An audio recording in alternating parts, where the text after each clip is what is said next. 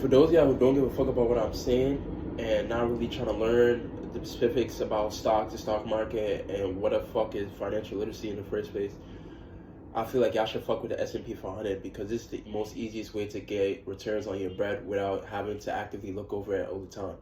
The S&P 500 is an index that basically measures the overall health of the stock market by looking at the top 500 performing U.S. companies, right?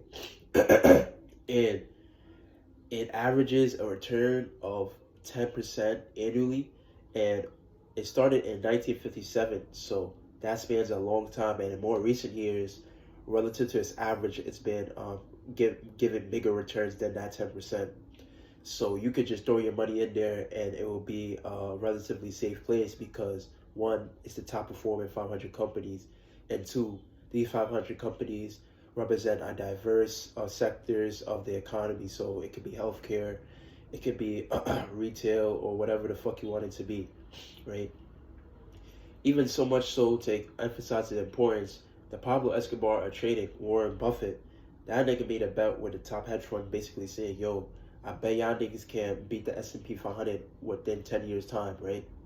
So he made a bet with that hedge fund for $1 million. And guess what? That nigga won $1 million and he gave it to a fucking girls nonprofit organization, which was basically to emphasize the importance of being able to invest in a form of passive income. You could put your bread in the S&P and that shit's gonna be straight.